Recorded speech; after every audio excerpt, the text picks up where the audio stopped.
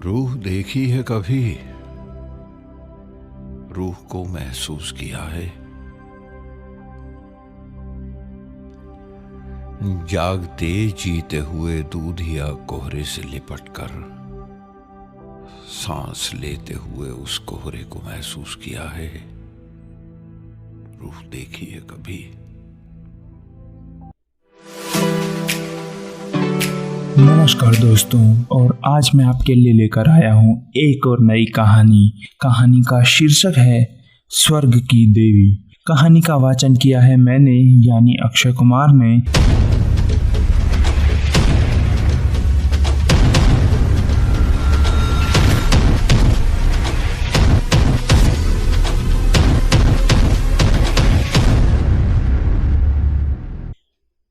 भाग्य की बात है ना, शादी विवाह में आदमी का क्या अख्तियार, जिससे ईश्वर ने या उनके नायब ब्राह्मणों ने तय कर दी उससे हो गई। बापू भारद्वाज ने लीला के लिए सुयोग्य वर खोजने में कोई बात उठा नहीं रखी, लेकिन जैसा घर वर वह चाहते थे वैसा ना पा सके। वह लड़की को सुखी देखना चाहते थे, जैसा हर एक पिता का धर्म होता है, किंतु जिसके लिए उनकी समझ में संपत्ति ही सबसे जरूरी चीज थी। चरित्र या शिक्षा का स्थान कौन था? चरित्र तो किसी के माथे पर लिखा नहीं होता, और आजकल के जमाने में शिक्षा का क्या ही मूल है। हाँ, संपत्ति के साथ साथ शिक्षा भी हो तो क्या पूछना। ऐसा घर बहुत ढूंढे ढांडे नहीं मिलता। जो अपनी बिरादरी के न थे, बिरादरी भी मिली तो जायजा न मिला, जायजा भी मिला तो शर्त तय न हो सकी। इस तरह मजबूर होकर भारद्वाज को लीला का विवाह लालचंद संत सरन के लड़के सीता सरन से करना पड़ा। अपने बाप का इकलौता बेटा था, थोड़ी बहुत शिक्षा भी पाई थी, बातचीत सलीके से करता था, मामले मुकदमे समझता था और जरा दिल का रंगीला भी था। सबसे बड़ी बात यह थी कि रूपवान, बलिष्ठ, प्रसन्नमुख, साहसी आदमी था, मगर विचार वही बाबर के आदम के जमाने के। पुरानी जितनी बातें सब अच्छी और नई जितनी बातें सब खराब। जायदाद के विषय में जमींदार साहब नए नए दफाओं का व्यवहार करते थे। वहाँ अपना कोई अख्तियार न था, लेकिन सामाजिक प्रथाओं के कट्टर पक्षपाती थे। सीता सरन अपने बाप को जो करता देखता था वही खुद दोहराता था। उसमें खुद सोचने की शक्ति बिल्कुल न थी। बुद्धि का मंद बहुधा सामाजिक अनुदारता के रूप में प्रकट होती है।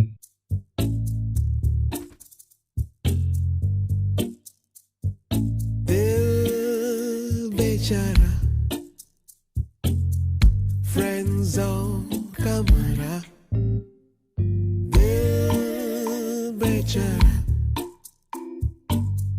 फ्रेंड जोन का मरा, फ्रेंड जोन का मरा। लीला ने जिस दिन घर में पांव रखा उसी दिन उसकी परीक्षा शुरू हो गई। वे सभी काम जिनकी उसके घर में तारीफ होती थी यहाँ वर्जित थे। उसे बचपन से ताजी हवा पर जान देना सिखाया गया था। यहाँ उसके सामने मुंह खोलना भी पाप था। बचपन में सिखाया गया था कि रोशनी ही जीवन है। यहाँ रोशनी के दर्शन दुर्लभ थे। घर पर अहिंसा, क्षमा और दया ईश्वरीय गुण बताए गए थे। यहाँ इनका नाम लेने का भी स्वाधीनता न थी। संत सरन बड़े तीखे, गुस्सेवर आदमी थे। नाक पर मक्खी न बैठने देते थे, और छल कपट से ही उन्होंने जायदाद पैदा की थी और उसी को सफल जीवन का मंत्र मानते थे। उनकी पत्नी उनसे भी 2 उंगली ऊंची थी। मजाल क्या है कि बहू अपनी अंधेरी कोठी के द्वार पर खड़ी जो हो जाए या कभी छत पर टहल जाए, प्रलय आ जाती थी, आसमान सिर पर उठा लेती थी। उन्हें बकने का मर्ज था। दाल में नमक का जरा तेज हो जाना उन्हें दिन भर बकने के लिए काफी बहाना था। मोटी ताजी महिला थी, छीट का घाघरेदार लहंगा पहनती थी, पानदान बगल में रखे गहनों से लदी हुई। सारे दिन बरोंडे में माची पर बैठी रहती थी। क्या मजाल कि घर में उनकी इच्छा के विरुद्ध एक पत्ता भी हिल जाए। बहू की नई नई आदतें देख देख कर जला करती थी। अब काहे की आबरू होगी, मुंडेर पर खड़ी होकर झांकती है। मेरी लड़की ऐसी दीदा दिलेर होती तो गला घोट देती। न जाने इसके देश में कौन से लोग बसते हैं। गहने नहीं पहनती, जब देखो नंगी भुजी बनी बैठी रहती है। यह भी कोई अच्छे लक्षण है? लीला के पीछे सीता सरन को भी फटकार पड़ती। तुझे भी चांदनी में सोना अच्छा लगता है? क्यों, तू भी अपने को मर्द कहता कहेगा? यह मर्द कैसा कि औरत उसके कहने में न रहे, दिन भर घर में घुसा रहता है, मुंह में जबान नहीं है, समझाता क्यों नहीं? सीता सरन कहता है, अम्मा जब कोई मेरे समझाने से माने तब तो। माँ, माने कि क्यों नहीं? तू मर्द नहीं है क्या?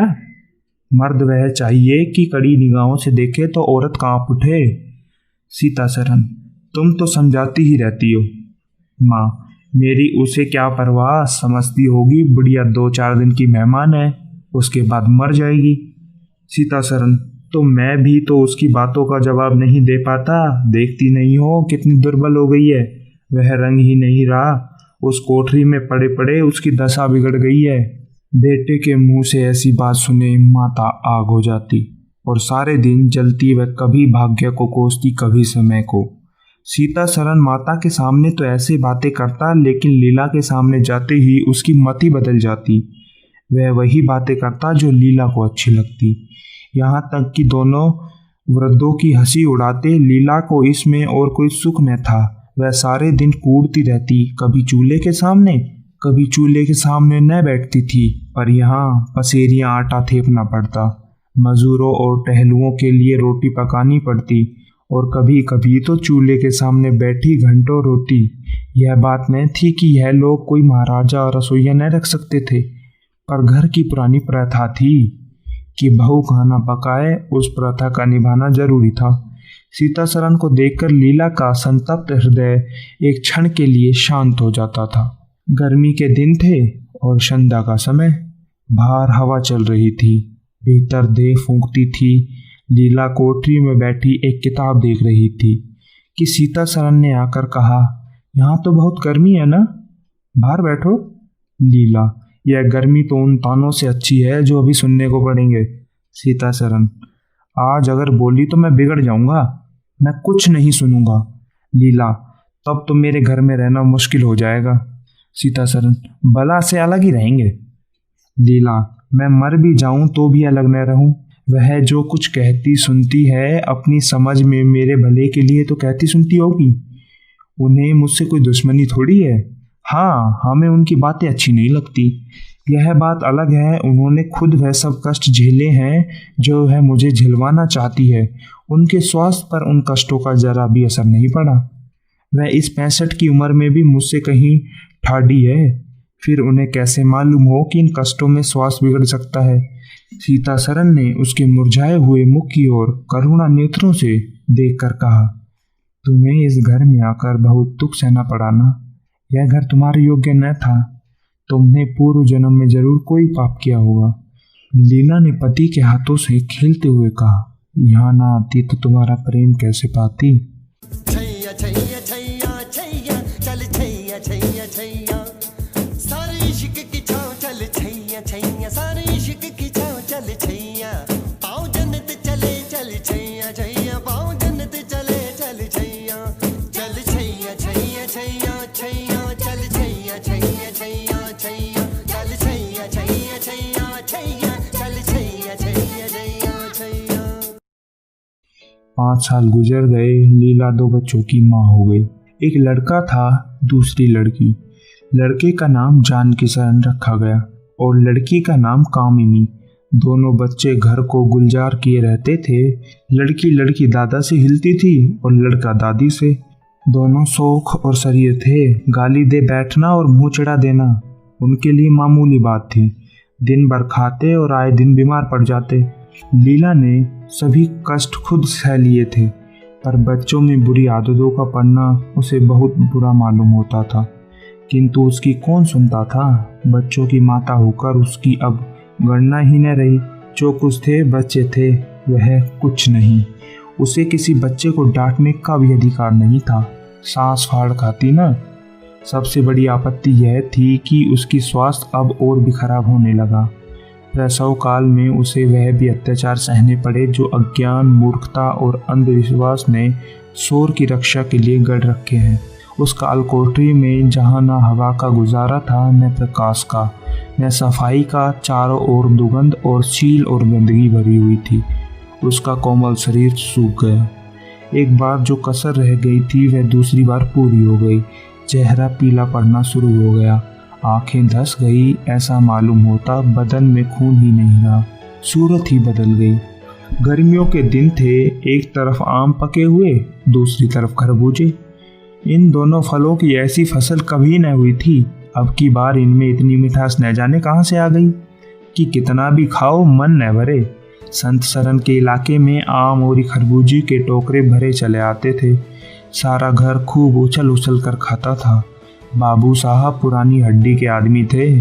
सवेरे 1 सैकड़ा आमों का नाश्ता करते, फिर पसेरी भर खरबूजे चट कर जाते। मालकिन उनसे पीछे न हटती। उन्होंने तो एक वक्त का भोजन खाना ही बंद कर दिया था। अनाज थोड़ी सड़ता है, आज नहीं तो कल खर्च हो जाएगा। आम और खरबूजा तो एक ही दिन नहीं ठहर सकता। यूं ही हर साल दोनों चीज़ों की रेल पेल होती थी, पर किसी को कभी कोई शिकायत न होती थी। एक दिन बाबू संत सरन के पेट में मीठा मीठा दर्द होने लगा। आपने उसकी परवाह न की, आम खाने बैठ गए। सैकड़ा पूरा करके उठे ही थे कि और तिल तिल कर्राके और दस्त होने लगे। हैजा हो गया था। शहर के डॉक्टर बुलाए गए, लेकिन आने से पहले बाबू साहब चल बसे। रोना पीटना मच गया। संध्या होते होते ही लाश घर से निकली। लोग दाह क्रिया करके आधी रात को लौटे तो मालकिन को भी दस्त हो गए और फिर दौड़ धूप शुरू हुई। लेकिन सूर्य निकलते निकलते वह भी सिधार गई।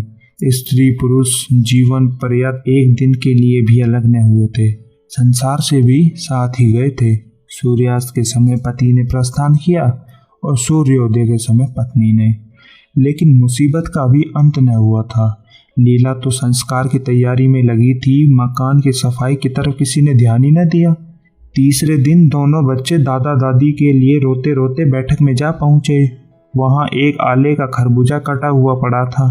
2-3 कलमी आम भी रखे थे जिन पे मक्खियां भिनक रही थी। जानकी ने एक तिपाई पर चढ़कर दोनों चीज उतार ली और दोनों ने मिलकर खूब खाई। शाम होते होते दोनों को हैजा हो गया और दोनों माँ बाप को रोता छोड़ चल बसे। घर में अंधेरा हो गया। 3 दिन पहले जहाँ चारों ओर चहल पहल थी, वहाँ अब सन्नाटा छाया हुआ था। किसी के रोने की आवाज़ भी सुनाई न देती थी। रोता ही कौन, ले दे के कुल 2 प्राणी जो रह गए थे और उन्हें रोने की सुधि न थी। हो चिट्ठी न कोई संदेश, जाने वो कौन सा देश जहाँ तुम चले गए। चिट्ठी न कोई संदेश, जाने वो कौन सा देश जहाँ तुम चले गए। लीला का स्वास्थ्य पहले भी कुछ अच्छा न था, अब तो वह और भी बेजान हो गई। उठने बैठने की शक्ति भी न रही। हरदम खोई सी रहती, न कपड़े लत्ते की सुद्धि, न खाने पीने की। उससे न घर से वास्ता था न बाहर से। जहाँ बैठती वहीं घंटों तक बैठी रहती। महीनों कपड़े न बदलती, सिर में तेल न डालती। बच्चे ही उसके प्राण के आधार थे। जब वही न रहे तो मरना और जीना बराबर था। रात दिन यही माना करती कि भगवान यहाँ से ले चलो। सुख दुख सब भुगत चुकी, अब सुख की लालसा नहीं है, लेकिन बुलाने से मौत किसी को आई थोड़ी है। सीता सरन भी पहले तो बहुत रोया धोया, यहाँ तक कि घर छोड़कर भाग जाता था। लेकिन जो जो दिन गुजरे, बच्चों का शौक उसके दिल से मिटता रहा। संतान का दुख तो कुछ माता को ही ज़्यादा होता है। धीरे धीरे उसका भी जी संभल गया। पहले की भांति मित्रों के साथ हंसी दिल लगी होने लगी। यारों ने और भी चढ़ाया। अब घर का मालिक था, जो चाहे वो कर सकता था। कोई उसका हाथ रोकने वाला भी नहीं था। कहाँ अब उसे उदास और सोग मगन देख कर झुंझला उठता। जिंदगी रोने के लिए तो नहीं है। ईश्वर ने लड़के दिए थे, ईश्वर ने ही छीन लिए। क्या लड़कों के पीछे प्राण देना अच्छी बात है? लीला यह बात सुनकर भौचक्का रह गई। पिता के मुंह से ऐसे शब्द निकल सकते हैं? संसार में ऐसे भी प्राणी हैं क्या? होली का दिन था। मर्दाना में गाना बजाना हो रहा था। मित्रों की दावत का भी प्रबंध किया गया था। अंदर लीला जमीन पर पड़ी हुई रो रही थी। त्योहार के दिन उसके रोते ही कटते थे। आज बच्चे होते तो अच्छे अच्छे कपड़े पहनकर कैसे उछलते फिरते। वही न रहे तो कहाँ की तीज और कहाँ के त्योहार। सहसा सीता शर्म में आकर कहा, क्या दिन भर ही रोती रहोगी? जरा कपड़े तो बदल डालो, आदमी बन जाओ। यह है क्या तुमने अपनी गत बना रखी है? लीला, तुम जाओ अपनी महफिल में बैठो। तुम्हें मेरी क्या फिक्र है? सीता सनन, क्या दुनिया में और किसी के लड़के नहीं मरते? तुम्हारे ही सिर पर मुसीबत आई है। लीला, यह बात कौन नहीं जानता? अपना अपना दिल ही होता है, उस पर किसी का बस थोड़ी है। सीता सरन, मेरे साथ भी तो तुम्हारे कुछ कर्तव्य है। लीला ने कौतूहल से पति को देखा, मानो उसका आश्चर्य नहीं समझी, फिर मुंह फेर कर रोने लगी। सीता सरन, मैं अब इस मनुष्यत का अंत कर देना चाहता हूँ। अगर तुम्हारा अपने दिल पर काबू नहीं है तो मेरा भी मेरे दिल पर काबू नहीं है। मैं अब जिंदगी भर मातम नहीं मना सकता। लीला, तुम रंग राग मनाते हो, मैं तुम्हें कभी मना नहीं करती। मैं रोती हूँ तो तुम क्यों खाते हो? सीता सरन, मेरा घर रोने के लिए नहीं है। लीला, अच्छी बात है, तुम्हारे घर में न रहूंगी। बातों को तेरी हम भुला ना सके, होके जुदा हम ना जुदा हो सके। दिल में है जिंदा हर घड़ी तू कहीं, होके जुदा हम ना जुदा हो सके।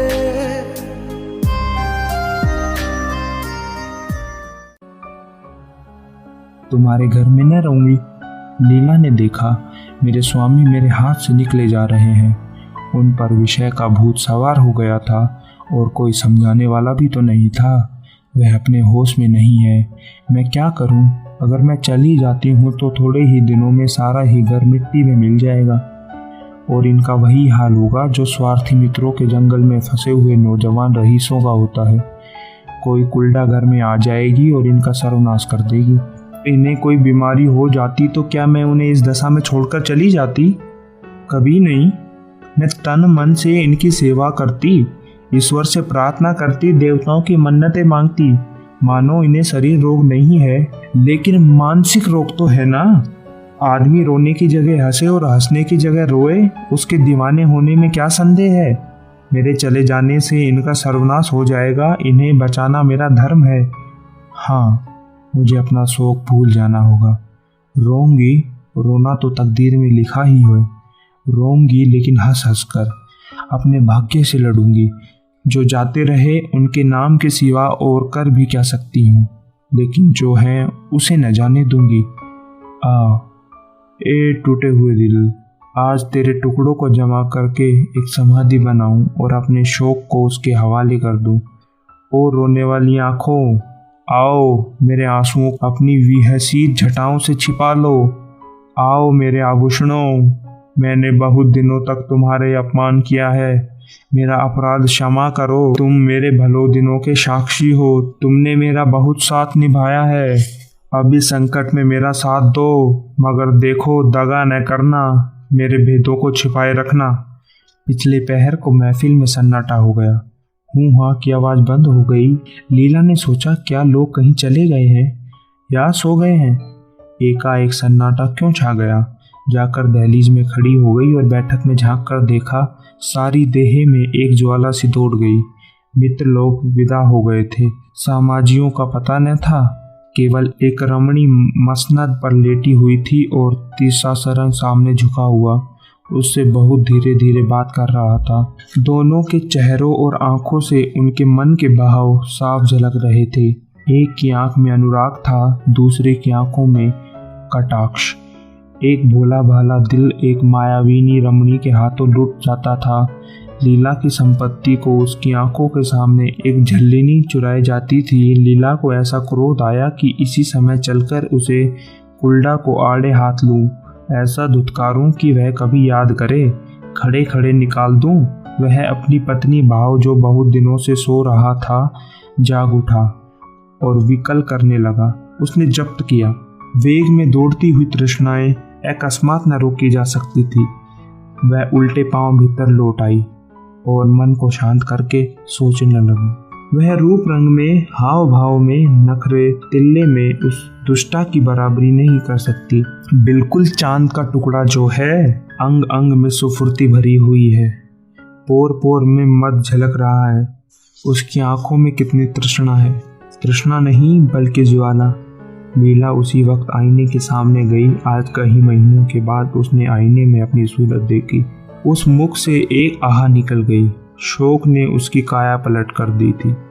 उस रमणी के सामने वह ऐसी लगती थी जैसे गुलाब के सामने जूही का फूल। चाहे मैं रहूं जहां मैं चाहे तू ना रहे, तेरे मेरे प्यार की उम्र सलामत रहे। चाहे ज़मीन आसमां रहे ना रहे, तेरे मेरे प्यार की उम्र सलामत। सीता सरन का खुमार शाम को टूट गया।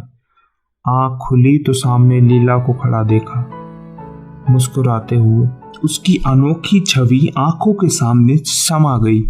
ऐसे खुश हुए मानो बहुत दिनों के लिए वियोग के बाद उससे भेंट हुई हो। उसे क्या मालूम था कि यह रूप भरने के लिए कितने आंसू बहाए हैं, केसों में यह फूल गूंदने के पहले आंखों में कितने मोती पिरोए हैं। उन्होंने एक नवीन प्रेमो उत्सव से उठकर उसे गले लगा लिया और मुस्कुरा कर बोला, आज तो तुमने बड़े बड़े शस्त्र सजा रखे हैं, कहाँ भागूं? लीला ने अपने दिल की ओर उंगली दिखाकर कहा, यहाँ आ बैठो, बहुत भागे फिरते हो, अब तुम्हें बांध कर रखूंगी। बाग की बाहर का आनंद तो उठा चुके, अब इस अंधेरी कोठरी को भी देख लो। सीता सरन ने लज्जित होकर कहा, उसे अंधेरी कोठरी मत कहो लीला, वह प्रेम का मानसरोवर है। इतने में बाहर से किसी मित्र के आने की खबर आई। सीताराम चलने लगे तो लीला ने उसका हाथ पकड़ते हुए कहा, मैं नहीं जाने दूंगी सीता सरन, अभी आता हूँ। लीला, मुझे डर है कहीं तुम चले न जाओ। सीता सरन बाहर आए तो मित्र महाशय बोले, आज दिन भर सोते हो क्या? बहुत खुश नजर आ रहे हो। इस वक्त तो वहाँ चलने की ठानी थी न, तुम्हारी राह देख रहा था। सीता सरन, चलने को तैयार हूँ लेकिन लीला जाने नहीं देगी। मित्र, अरे नीरे गोदू ही रहोगे, आ गए फिर बीबी के पंजे में, फिर किस बिरत पर गरमाए थे। सीता सरन, लीला ने घर से निकाल दिया था, तब आश्रय ढूंढता हुआ फिरता था। अब उसने द्वार खोल दिए हैं और खड़ी बुला रही है। मित्र, आज वह आनंद कहाँ? घर को लाख सजाओ तो क्या बाग हो जाएगा। सीता सरन, भाई घर बाग नहीं हो सकता पर स्वर्ग तो हो सकता है ना। मुझे इस वक्त अपनी शुद्धता पर इतनी लज्जा आ रही है, वह मैं नहीं जानता हूँ। जिस संतान शोक को केवल मेरा एक इशारा पाकर उसे बुला दिया, ऐसा बुला दिया मानो कभी शोक हुआ ही नहीं। मैं जानता हूँ वह बड़े से बड़े कष्ट सह सकती है। मेरी रक्षा उसके लिए आवश्यक है। जब अपनी उदासीनता के कारण उसने मेरी दशा बिगड़ते हुए देखी तो अपना सारा शौक भूल गई। आज मैंने उसे अपने आभूषण पहनकर मुस्कुराते हुए देखा तो मेरी आत्मा पुलकित हो उठी। मुझे ऐसा मालूम हुआ कि वह स्वर्ग की देवी है और केवल मुझे ऐसे दुर्लभ प्राणी की रक्षा करने के लिए भेजी गई है। मैंने उसे कठोर शब्द कहे, अगर वह अपनी सारी संपत्ति बेचकर भी मिल सकते तो लौटा लेता। लीला वास्तव में स्वर्ग की देवी है। बस यही थी कहानी जिसका शीर्षक था स्वर्ग की देवी, जिनका लेखन किया है मुंशी प्रेमचंद ने। अगर आपको हमारी कहानियाँ पसंद आती हैं तो चैनल को लाइक करें, शेयर करें और सब्सक्राइब करें और सुनते रहें हमारे साथ गपशप। धन्यवाद।